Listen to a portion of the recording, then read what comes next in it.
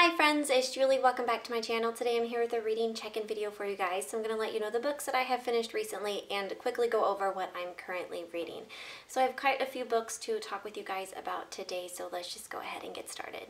So first I finished My Friend Dahmer by Derf Backderf, and this is a graphic memoir that he wrote about going to high school with Jeffrey Dahmer. And they actually ran around in kind of the same circles, and this book just really shows kind of what Jeffrey Dahmer's home life was like, as well as what his high school experience was like. And I really enjoyed this book. I didn't love it as much as like everyone else seems to, but that's only because, honestly, while I was reading this, I just felt really, really bad for Jeffrey Dahmer. And I don't like the fact that I really felt bad for a serial killer.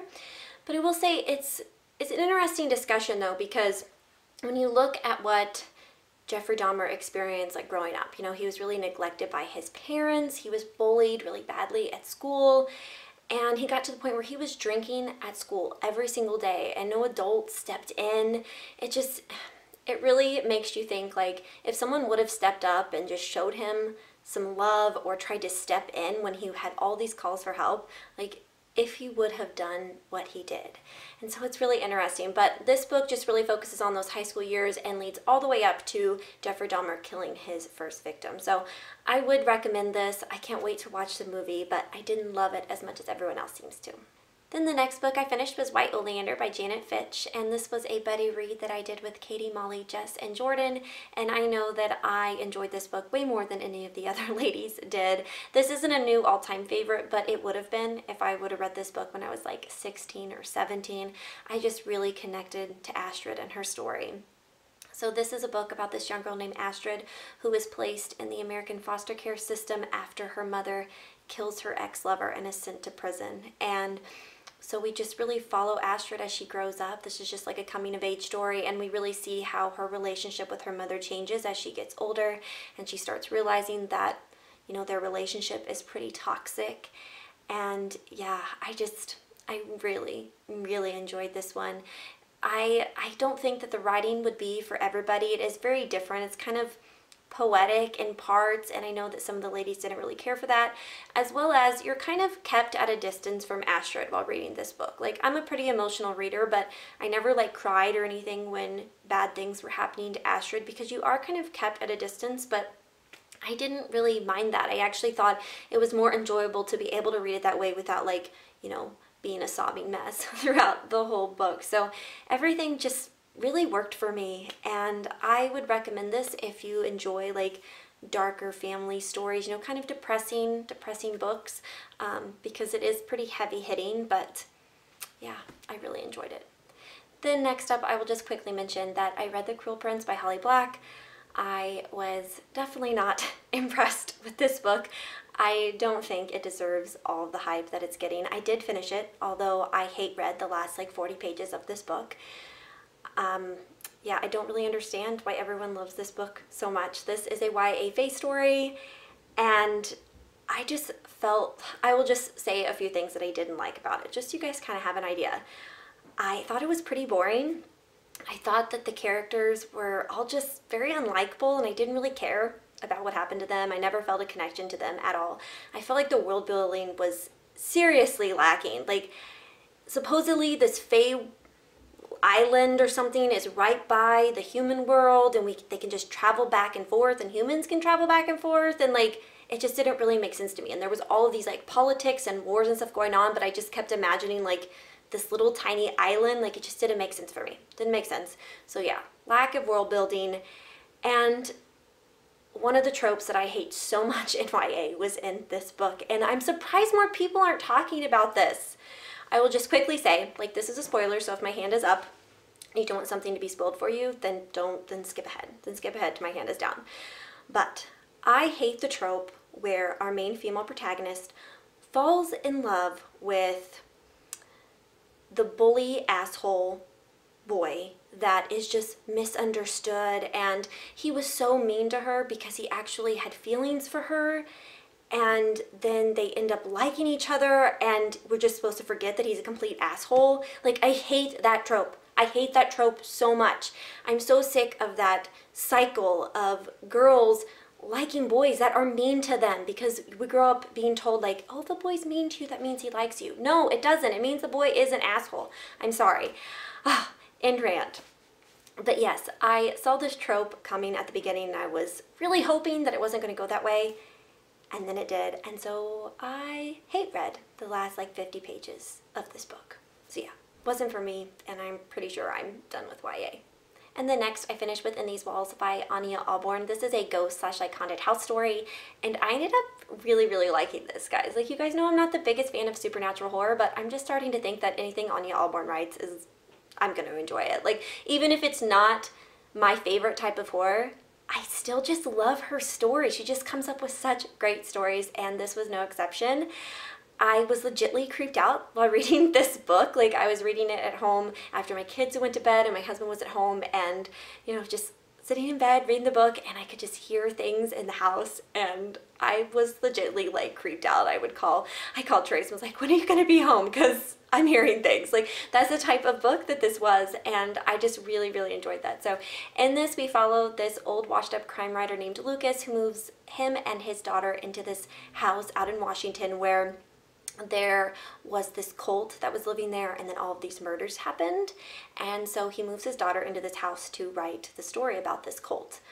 And that's all I'm really going to say about it. You know, there's ghost and the haunted house aspect of it, and I really enjoyed this, and I can't wait to read more Anya Alborn. And then I finished Pretty Girls by Karen Slaughter. This was my first Karen Slaughter book, and I was very pleasantly surprised. I had heard really good things about her books. I heard they were pretty dark and gritty, and this definitely was that. I will say, disclaimer, that there is some very descriptive graphic violence in this book. Very dark material, so if that is something that you are not on board with, do not pick this up. I was actually kind of surprised because I feel like Karen Slaughter is a little bit more like mainstream, and typically I feel like mainstream thrillers really aren't this gruesome and dark. So yeah, definitely know that going in, but you guys know I don't mind that type of thing, and I really enjoyed this story. So this book is about three sisters. One is named Julia, and she's been missing for like 20 years. And then her sisters, Claire and Lydia, don't really talk. They had kind of a falling out. And then at the beginning of this book, Claire's husband is murdered, and it kind of brings her and Lydia back together.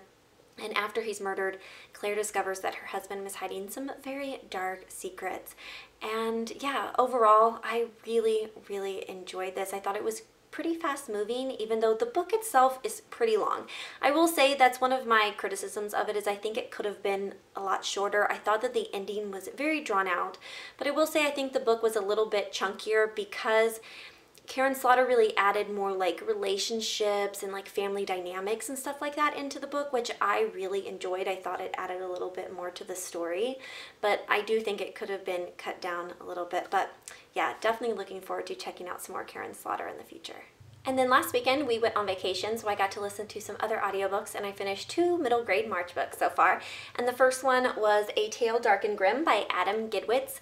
This is the book about Hansel and Gretel, and they go into other fairy tales, like other grim, dark fairy tale retellings is like what this is.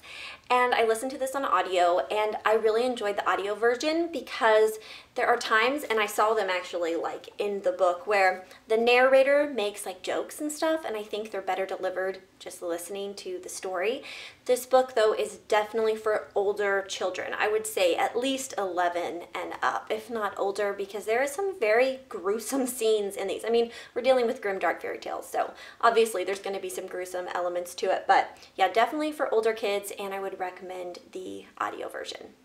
And then the other book I finished was The Girl Who Drank the Moon by Kelly Barnhill, and I loved this one. It was so good. This is the group read for middle grade March, and I highly recommend the audio version of this book. It's very short, especially if you listen to it on double speed, which I did.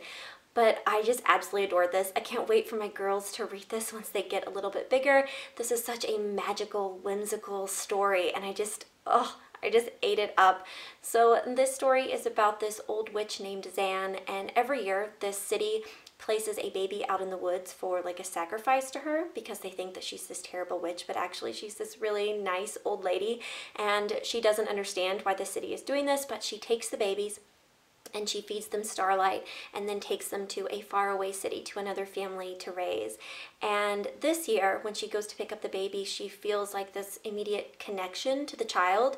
And so instead of feeding the baby Starlight, she feeds the baby Moonlight, and then the moonlight makes the baby magical. And she names this little girl Luna, and we just follow their story and how they deal with the city and all of these things. And oh guys, this was so good.